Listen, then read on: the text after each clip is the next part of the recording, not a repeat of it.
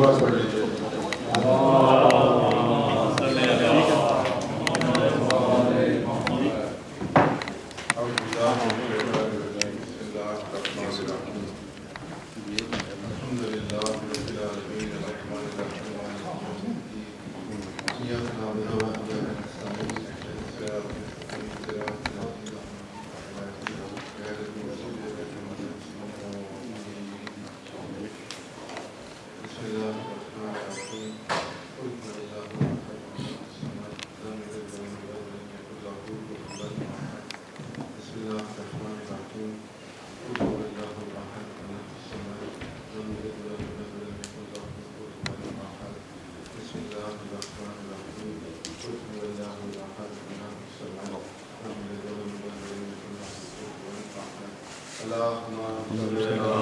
محمد وعلى محمد. أعوذ بالله من الشيطان الرجيم. بسم الله الرحمن الرحيم. الحمد لله الذي جعلنا من المتمسكين بولاية أمير المؤمنين إمام علي بن أبي طالب عليه السلام.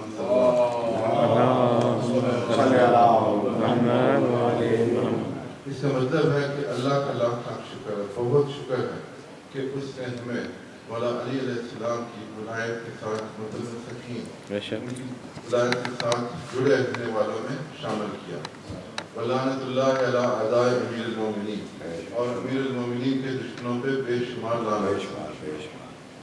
امیر المومنین اللہ پاک کی طرف سے ہمارے لیے بہت بڑی نعمت کبریٰ ہے، اور بہت سے ناموں سے یاد کیا گیا قرآن میں. ایک نام چاند بھی ہے، والشمس والضحیٰ والقمر اذا تلاہا، کہ وہ چاند جو اس کے پیچھے پیچھے آتا ہے. اور اس چاند نے اس پوری زندگی میں، کسی شاعر نے کیا کہا ہے کہ نہ تو کعبے میں ولادت مانگی، نہ ہی اللہ سے مرضات مانگی. جب ہجرت کی رات شب نبی پہ سوئے نا تو اللہ نے اپنی مرضات دے دی. نہ ہی ولایت مانگی، نہ ہی خلافت کی کفایت مانگی تو عباس کے آنے کی دعا مانگی. تو مولا عباس کے آنے کی دعا وہ دعا ہے جو مولا علی علیہ السلام نے مانگی، اور اللہ پاک نے یہ دعا قبول کی، اور عباس علیہ السلام کو انہیں عطا کیا. اور پھر مولا علی علیہ السلام نے ان کی پرورش شروع کی اور انہیں ویسا ہی بنا دیا جیسا وہ چاہتے تھے. اور ان کی شجاعت اور بہادری کے جو چرچے سر عام تھے ہر جگہ پہ، وہ صرف ایسے نہیں تھے کہ مفت میں مشہور ہو گئے تھے. ہوا یہ تھا کہ جنگ صفین میں مولا کی عمر تھی 13 یا 14 سال، اور بہت ضد کر رہے تھے کہ بابا مجھے اجازت دیں. مولا نے کہا کہ تم ابھی بچے ہو، یہ بڑوں کے کام ہے. نہیں مجھے جانا ہے. پھر ایک سفیر والوں کی طرف سے سوال آیا اور وہ کسی کے قابو نہیں آ رہا تھا. تو مولا عباس نے کہا کہ اب تو مجھے اجازت دینی بنتی ہے. تو مولا علی علیہ السلام نے اختیار کیا اور کہا کہ ٹھیک ہے جاؤ. اور پھر جب گئے تو چہرے کے نقاب سے ڈھانپا اور ایسا حملہ کیا کہ وہ ایک تو کیا بہت سو کو فنار کیا. اور پھر انہوں نے کہا کہ یہ علی خود آ گیا، کیونکہ جب گھوڑے پہ بیٹھتے تلوار چلاتے نیزہ چلاتے ایسے ہی لگتا کہ جیسے علی خود. اور پھر جب انہوں نے نکاح اٹھایا تو ایک شاعر ہے اس پہ شعر لکھا. شعر نے اس نے لکھا کہ نکاح میں چھپی تھی بجلی سی آنکھ،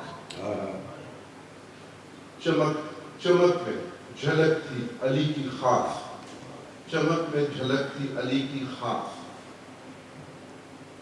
وہ عباس تھا شاہ خیبر کا بیٹا، جسے پالا تھا خود کہہ کے حیدر کار. حیدر نے خود جسے پالا تھا یہ وہ عباس تھا. اور مولا علی علیہ السلام نے ارشاد فرمایا کہ یہ میرا بیٹا عباس جو شیر کا دل رکھتا ہے، جس کی تلوار بجلی کی مانند دشمنوں پہ گرتی ہے. یہ میرے علم کا وارث، میری ہمت کا عکاس اور میرے ہاتھوں کی طاقت ہے. اور جب ایک دفعہ اجازت مل گئی تو پھر تو وہ کارنامے دکھائے نا. پھر ایک اور واقعہ ملتا ہے کہ حضرت امام حسین علیہ السلام نے اجازت مانگی تو امام حسین علیہ السلام کو سرکار نے اجازت دی.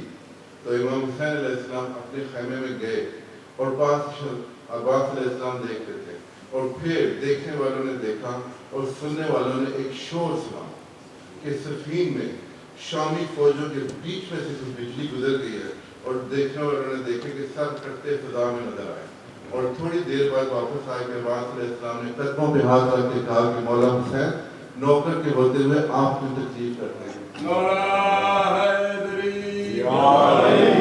یہی وجہ تھی کہ کربلا کے میدان میں تمام کے تمام شامی اور کوفی انہیں ڈر تھا حضرت عباس علیہ السلام، اور حضرت عباس علیہ السلام نے چند انتہائی خوبصورت خطبے بھی دیے۔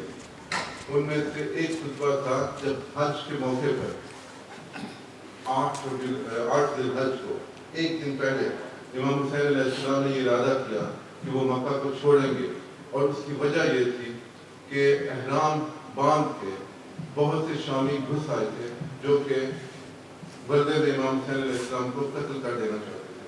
تو کعبے کی چھت پہ حضرت عباس علیہ السلام نے کہا کہ اللہ کا لاکھ لاکھ شکر ہے کہ میرے بابا کی آمد کے بعد اللہ نے اس گھر کو قبلہ بنا دیا، اور اس گھر میں آج بھی شبیر کے نانا کی اذان گونجتی ہے۔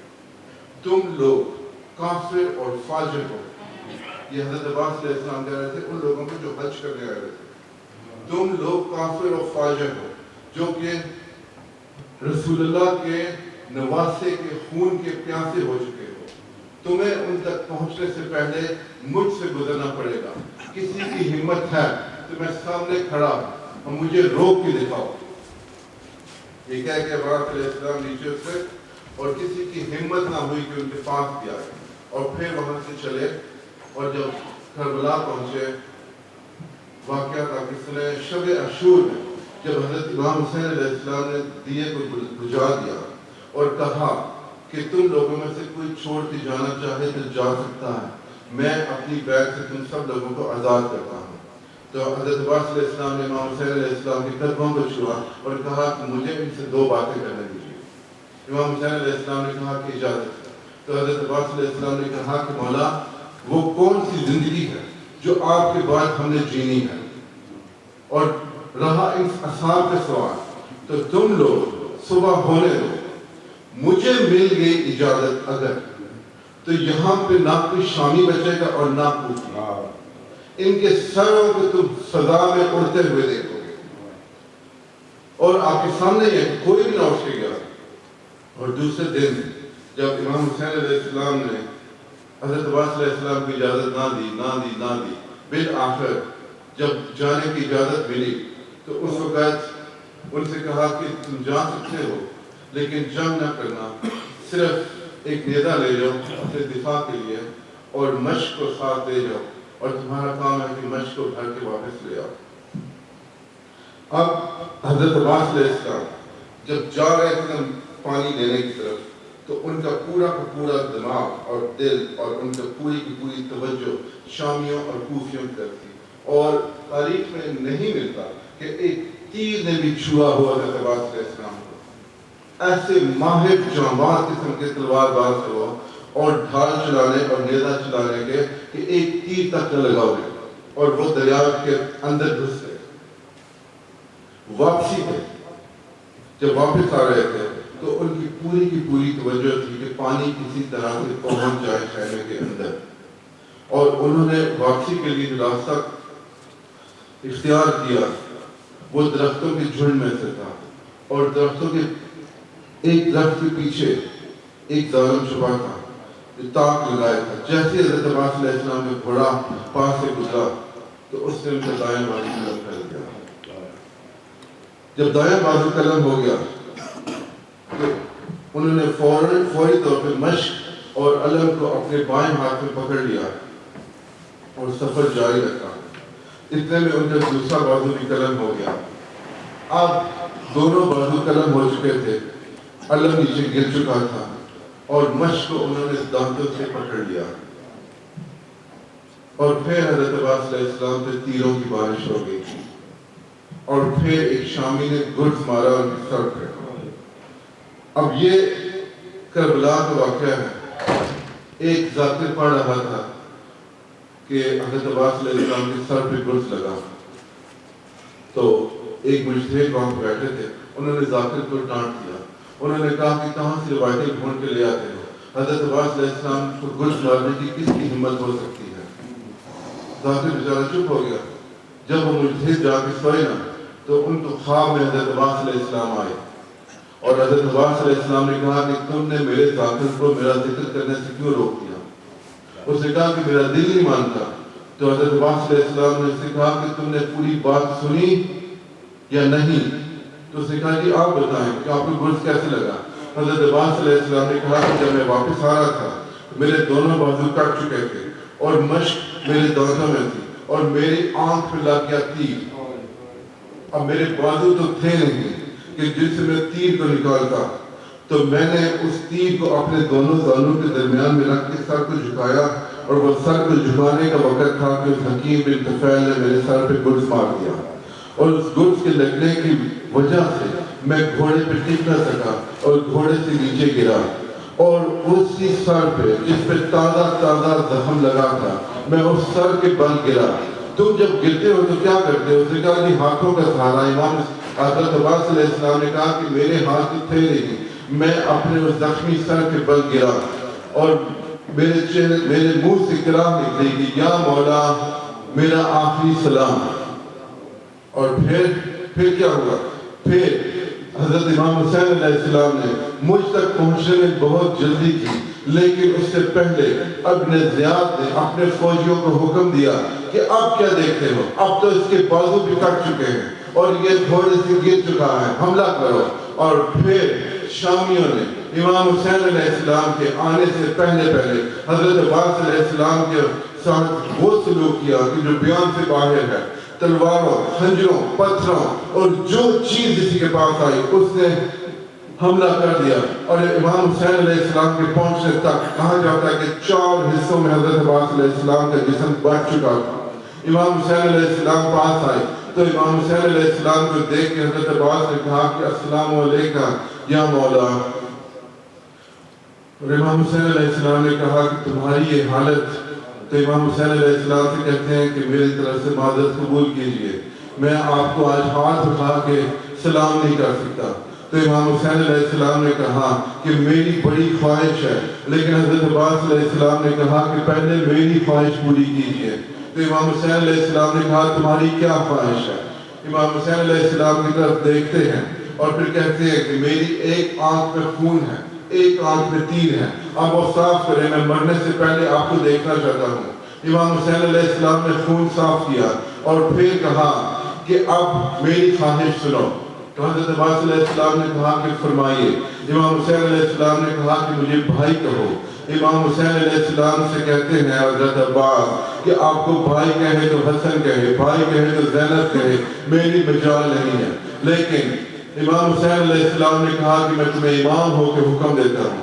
تو پھر حضرت عباس علیہ السلام نے کہا کہ میں آپ کو بھائی تو کہتا ہوں، لیکن میری ایک اور حسرت، میری ریکویسٹ درخواست پوری کیجئے۔ وہ کیا؟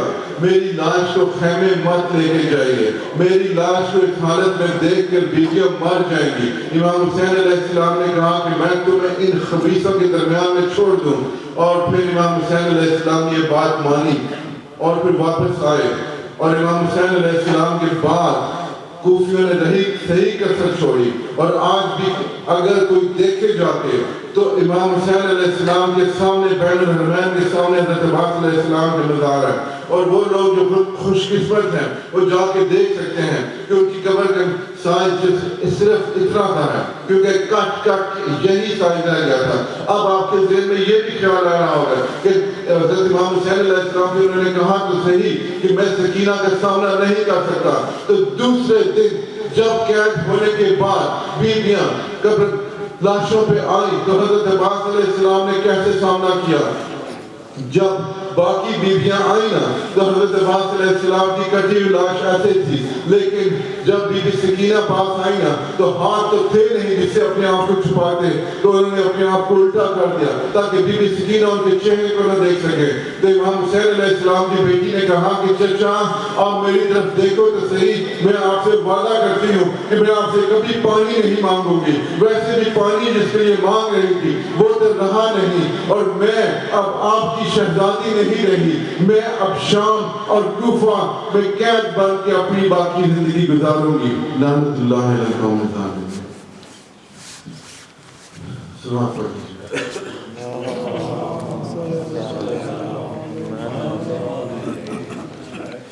واپس ہونے میں خاص